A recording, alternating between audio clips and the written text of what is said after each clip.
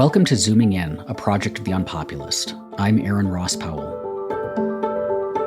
Today we have our editors' roundtable, where I'm joined by Shikha Dalmia and Akiva Malamet to discuss Tucker Carlson and the state of the American right.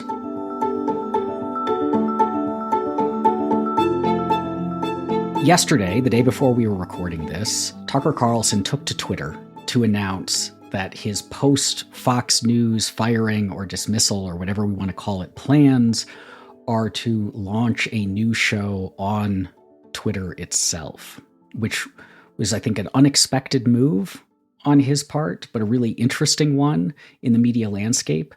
So let's start there. What should we make of this move in terms of how it reflects upon the state of the American right? I'll jump in, Erin. So I guess we should back up a little bit and talk about what Tucker Carlson has so far done for the American right ever since he launched his highly successful show on Fox News. I forget which year, but right around the time that Trump came on. But, Tucker Carlson was made possible by Trump. If Trump hadn't opened the door to sort of this right-wing populism, Tucker Carlson was an establishment conservative and he would have stayed that way. But, Trump opened up all kinds of new possibilities for the right in every sphere, including talk shows. And so he came on and he was a populist. He was, a conservative populist. But very soon he broke ranks from Trump, and some of the text exchanges that were revealed as part of the Dominion lawsuit actually suggest that he hated Trump and, Trump's personal demeanor and his crassness and profanity and whatnot, and couldn't wait for him to leave. So he started searching for Trumpism without Trump. So in essence, a right-wing populism without, the strong man that Trump represented. And in this, he was like highly, highly successful. In my view, what he did was he married. His was sort of like the right wing populism of white grievances, and to promote those grievances, he did two things. He took on the class warfare of the left and married it with the white identity culture warfare of the right. This was essentially his formula. And, we'll get into all the various tropes that he used, his anti-establishment streak, but along with a real hatred of the liberal elite, along with a hatred of immigrants, along with a hatred of minorities and, gays. But he used that white grievance politics to radicalize his base, radicalize the right. So the question is, what happens now? He moves from Fox, where he had a very successful platform, to Twitter. Now, the fate of Fox News hosts who've been fired, whether it's Bill O'Reilly or Glenn Beck, hasn't been very good. Bill O'Reilly has all but faded, and Glenn Beck, if you recall, started something called The Blaze. That was a thing for a while. And now they are both kind of persona non grata. And maybe I'm being a little too optimistic, but I think what will happen to Tucker Carlson is the same thing that's going to happen to Trump on Twitter, which is that, they are both going to continue to radicalize a certain subsection of the right, but this subset is going to be much smaller than what it was before. So it'll be a smaller, more radicalized, but more marginalized group. That's my prediction. I don't know. What do you guys think? So I think one of the Twitter thing is very important, right? Because one of the main features of traditional broadcast media is that it's designed to reach a very wide audience, and that's how they make their money, is by having a very wide audience. And internet monetization is the opposite, right? It's all about cultivating a smaller niche audience who are very devoted, very loyal, follow your every move, follow your social media, and you're not necessarily trying to reach everyone because you know that you can cultivate a very specific audience. And so just from a strict kind of structure of media point of view, it seems to me very likely that his audience is going to shift, is going to become more niche Tucker fans who are more committed to, who are less in a broadly conservative or right wing temperament, and more of a kind of fanboy conservative populist mode. I think an interesting question will be whether I think it's likely that his messaging will change to reflect that and may become less guarded than even it was on Fox News, but that's hard to say.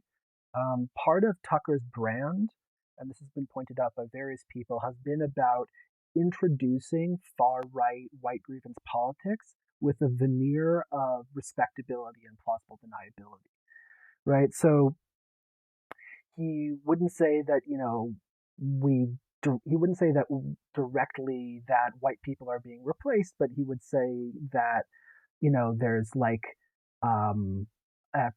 there's an emphasis on minorities to the exclusion of whites or something, or he would use it he would talk about it in more polite terms to make it more acceptable to a mass audience. And so I think it's an interesting question to see whether how much his brand depends on that plausible deniability and how much or respectability, and how much it actually depends on him really cultivating a certain kind of voice that people want to hear, and especially when he doesn't have to speak to as wide an audience, when he's really reliant on a smaller subset.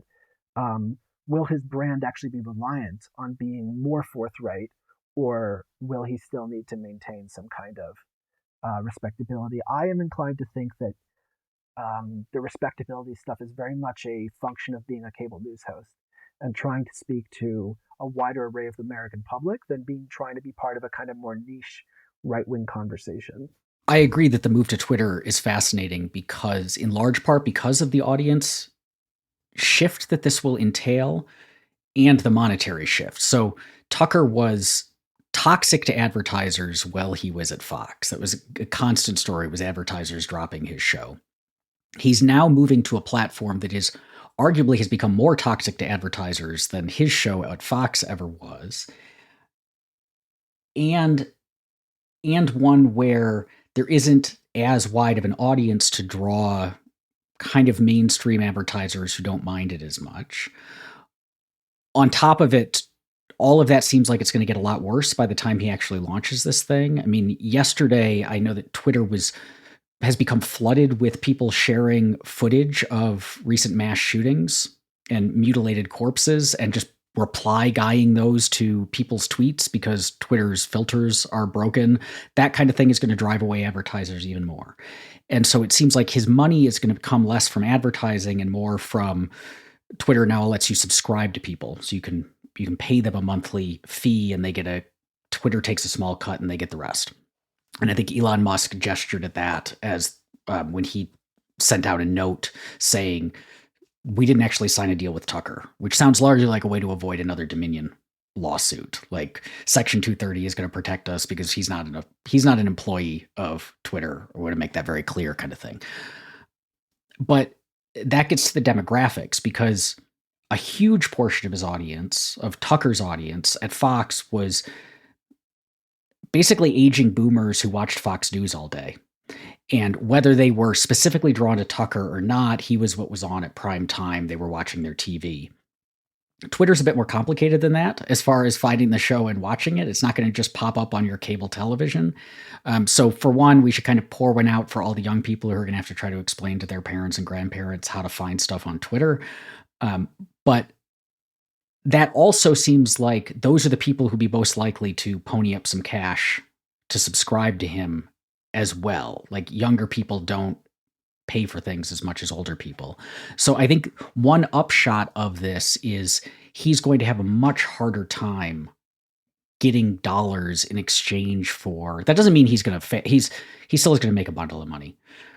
But it's the cash flow is going to drop quite a lot unless he can sign some sort of significant deals, but I'm skeptical. Yeah, that's actually a fascinating point, Aaron. Yes, sort of. I hadn't really thought about how the baby boomers, who were a big part of his audience, are no longer going to be able to access him because they don't know Twitter. On the other hand, another big part of his audience were sort of young, white men. who are disenchanted, who are alienated, and they are flirting with edgelordish, radical, extremist ideologies.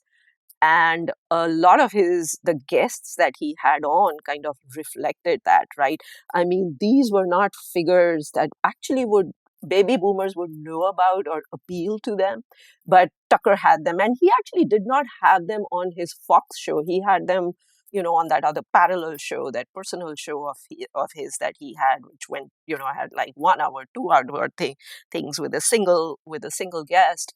And the kinds of people he had on them were like Mencius Moldbug, the guy who invented the whole red pill metaphor and very ardently believed that, political, left-wing liberal political orthodoxy ruled the country in a sort of totalitarian way.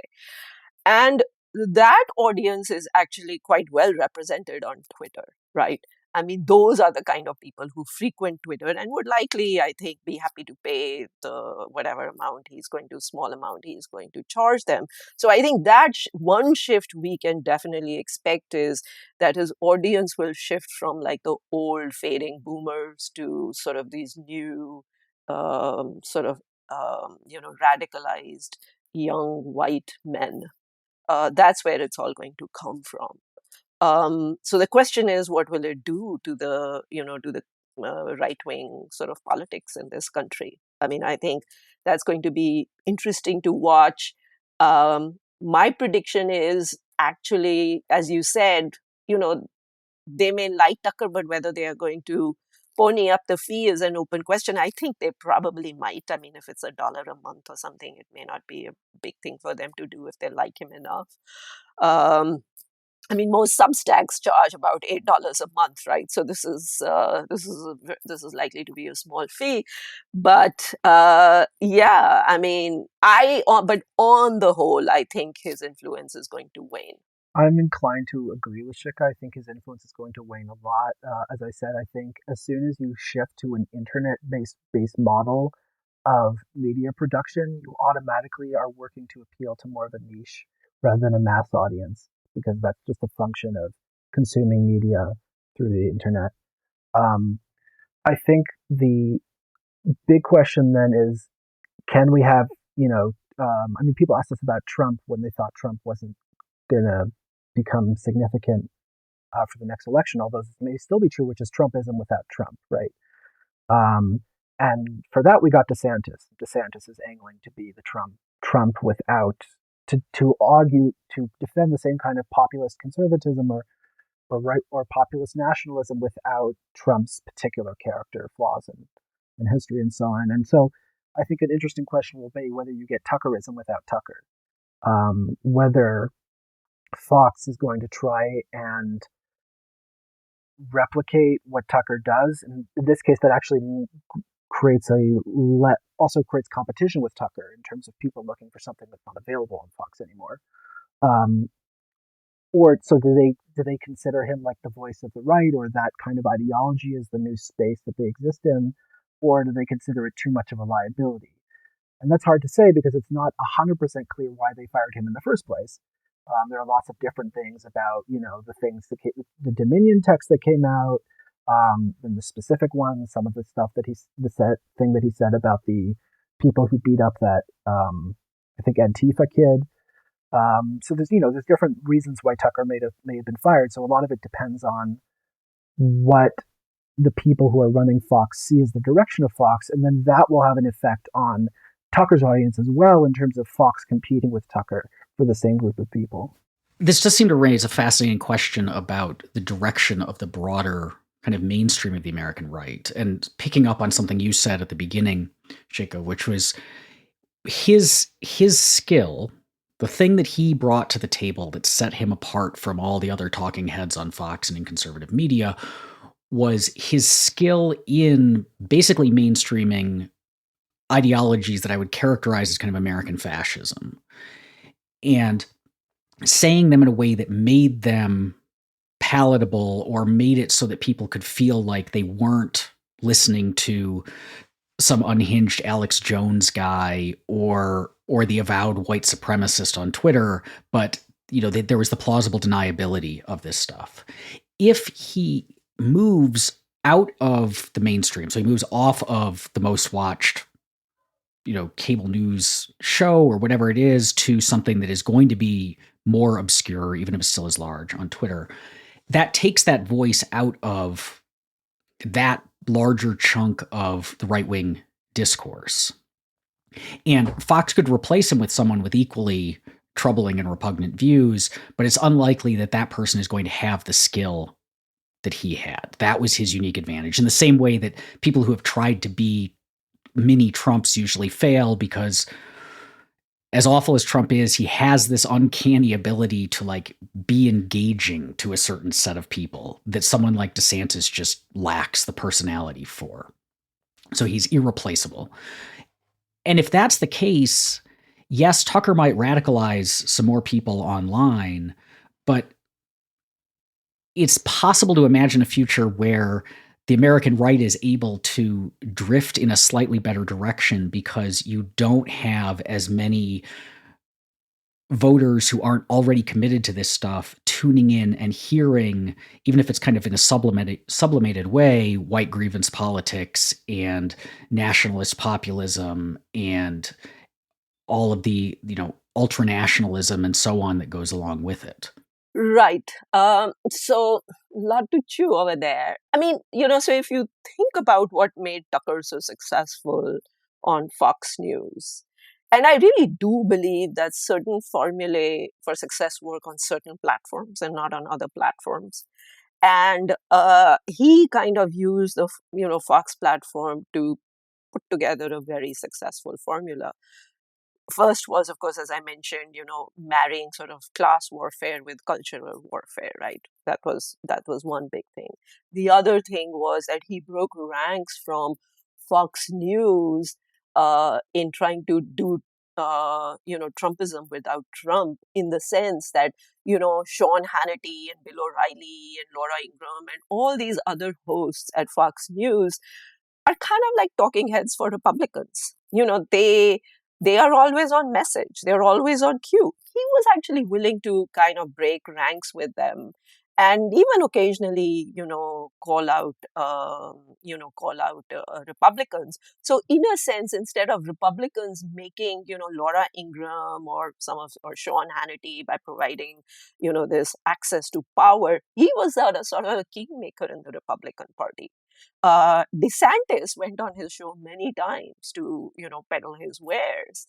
J.D. Vance, I mean, he radicalized J.D. Vance. He radicalized Ted Cruz, who condemned the January 6th attack after Tucker called him out, backtracked. And so that was the second attraction that he had. And the third was he was somewhat heterodox. He would invite guests who were not part of kind of like the conservative canon, like Glenn Greenwald, the renegade leftist, was a frequent guest on his show, which gave him the plausible deniability part that I'm not like a right-winger. I get people from all sides. And the other thing was that he pretended, and this is the one that galls me the most, was that he positioned himself as the truth teller, who was saying things that, others wouldn't say and giving the unvarnished truth when he was cynically manipulating public opinion, right? I mean, he knew that the election, the big lie was a big lie, and he continued to peddle it on his show. So the cynicism with the plausible deniability, all of that was part of him. And some of that's going to get worse on Twitter, and some of that, I don't know, may get a little better on Twitter. But I have a feeling he cannot replicate that exact formula anymore. He will become a marginal figure for Republicans, I think. He will no longer be able to play kingmaker for Republicans because he just won't have the figure and the mass audience to do that, as Akiva is saying. So that too, I think, is going to diminish his, potency, if that makes any sense. What do we make of the people who ought to know better advancing those kinds of, I guess, defenses of him, that he had, he wasn't partisan because he had a lot of people from the left on. But then those people from the left, use the left in kind of air quotes, were people like Glenn Greenwald or Tulsi Gabbard, who might agree with him on a handful, might be left on some issues, but weren't really these weren't the mainstream of the American left. These weren't culturally left people. These were pretty right-wing people in a lot of ways. Or the truth telling, it does seem like there's a lot of people who ought to know better, who are, if not defending him, at least saying, we're going to miss him because he was providing something valuable. So I think on that, there are various, shades and groups here, but there's a whole denomination of people who, let's call them the anti-woke crowd, right? People who really, really don't like identity politics for a whole range of reasons. Sometimes because they're more traditional lefty Marxists. Sometimes they're more centrist liberals or whatever. There's people on the left who don't like wokeism, or what they perceive wokeism to be, since I think wokeism is the term woke is a fairly nebulous term that is often used more as an epithet than in service of clarity. So I think a lot of people became Tucker fans because they were upset. It's kind of the enemy of my enemy is my friend thing, where Tucker's calling out this stuff that they don't like about identity politics and this stuff they don't like about, the various ways that people in the quote unquote woke camp will call out what they see as oppression. And because Tucker was opposed to that, because Tucker's whole platform is about white grievance politics, and so by necessity is anti the woke platform. They become allies of Tucker, even though what Tucker is calling for is far beyond just worries you might have about excesses of the left. He's mainstreaming, as Shikha said, white grievance politics. He's mainstreaming fascist talking points, and is fundamentally concerned about the loss of status for certain traditional groups, white, Christian, straight, cisgender men. And so I think that plays a big part into Tucker's popularity. You don't just see it with Tucker, by the way. I think you see that a lot with kind of the whole intellectual dark web type people who grouped around, saying that we're not right wing, we're just concerned about wokeness. But inevitably, you see this sort of creep towards an embrace of right wing talking points. So much that someone like James Lindsay, who was going on and on about critical theory and postmodernism, has actually become a mainstream, is now talking about things like cultural Marxism and, white genocide and so on. And so there's, again, one group is just people who really don't like wokeness, and another group who, in the process of disliking the left, have themselves become right wing. So you saw that with Lindsay. You saw that with Dave Rubin, very prominently, who started out being this kind of, well, I don't like some of the way the left talks, and he was talking to a lot of classical liberals for a while, and then eventually he came out and said, I'm voting for Trump, and I'm supporting all of this right-wing, this populist, white grievance politics stuff. Right. I would, I think that's a good taxonomy of the people who like Tucker. I would add a third group to that, which is that, actual lefties. American Prospect did this. I haven't read the piece because, it was apparently a pretty bad piece and the magazine had to retract it. But, one of the things that Tucker did do was produce a certain kind of a political realignment, or he helped, so issues that were traditionally associated with the right and those associated with the left, he kind of jumbled them up and he mixed them up. And that drew in a whole bunch of people who are actual lefties. So, and some of the tropes that he used, right, they drew them in. He was anti-war, he's against the military-industrial complex, and he's against big corporations. He turned against big pharma. I think he had Robert F. Kennedy on his show, or maybe he got fired before he could do it. I'm sure he would have had him on his show. So these were, lefties who had been using this kind of vocabulary back in the 60s. heard it like reinvented by Tucker and thought, oh, this is something interesting. This is something new. And so you have that subset, I think, also who got attracted to him and, slowly sucked into kind of like his right wing politics. Yeah, I think that last group is actually quite important because it's what's notable about Tucker, the move Tucker makes is that he uses the same framing of oppressor and oppressed that you see on parts of the left. He just makes the groups different, right? So instead of whites oppressing blacks, which would be on the left, it's blacks oppressing whites or minorities oppressing whites. Um, and in a way, this is also why I'm wary of excessive. This is a larger conversation about how we think about the political narratives we tell, about simple narratives of like the oppressor and the oppressed or the elites and the people or whatever, because it so easily lends itself into a kind of Mad Libs fill in the blank narrative of pick the people that you don't like and the people that you ally with, um, and it becomes this kind of like we need to mount this titanic struggle to defeat whoever's in power on behalf of the people who are being oppressed.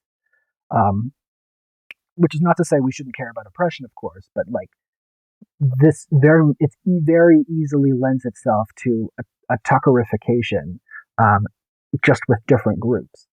Um, and to some extent, that's what I worry about, um, especially political discourse, where you basically have two uh, two competing narratives that are basically the same in structure but different in the group emphases.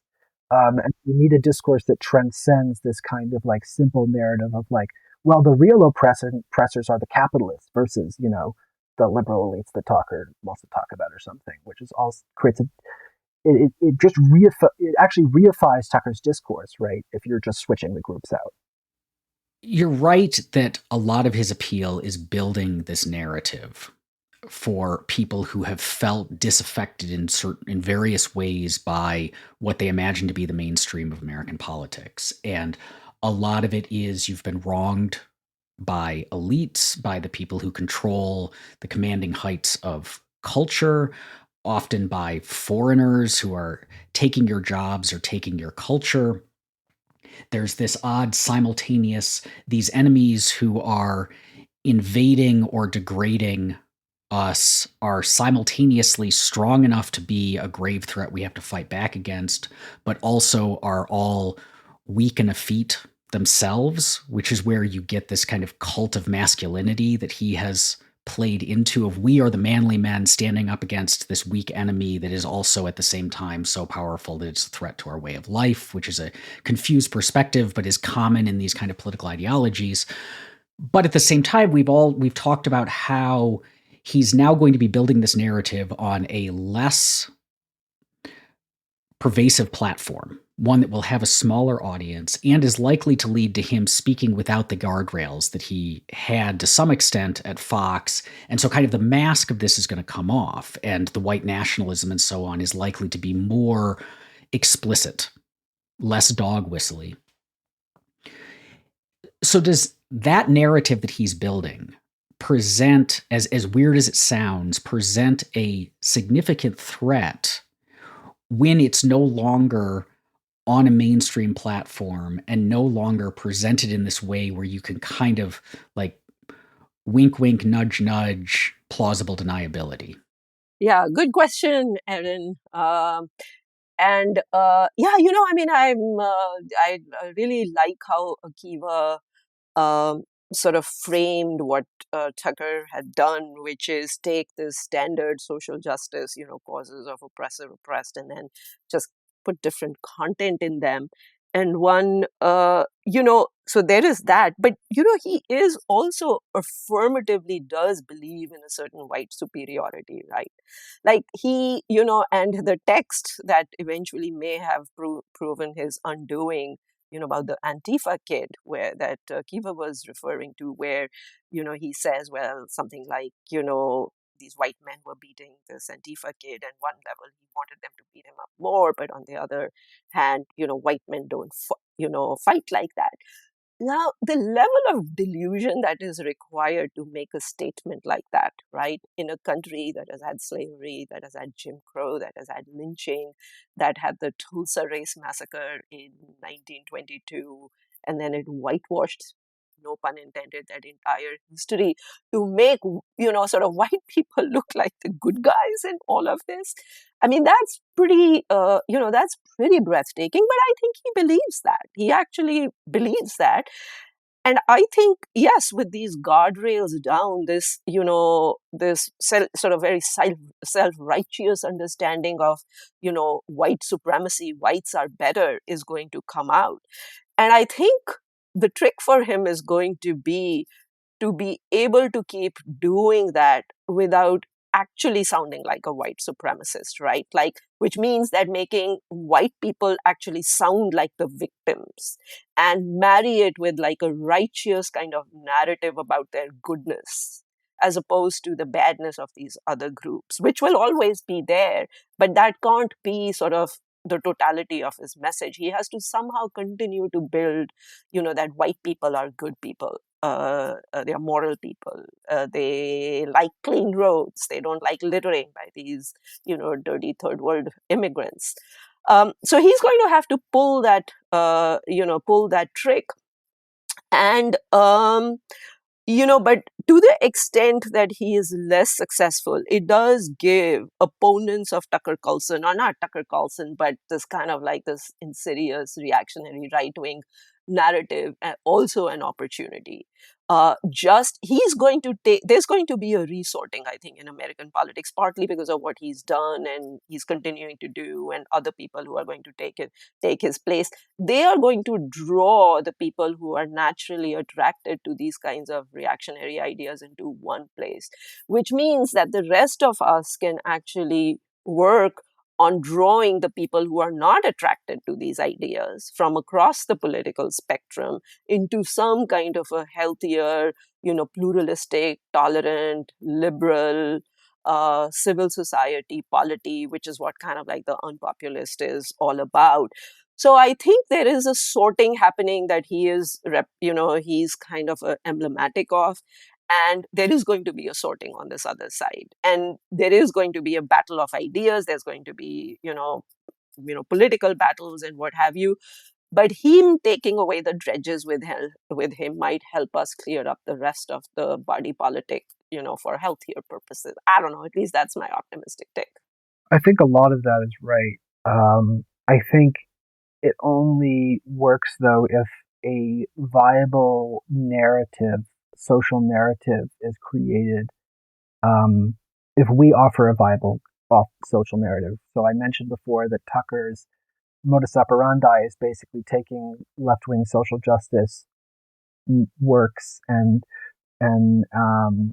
frameworks and swapping in right-wing grievances. And I think what's at the core of that whole idea is the notion that the world is a zero-sum game, that it's us or them. We win, you lose, or you lose, or you win, we lose. It's very much like white or black.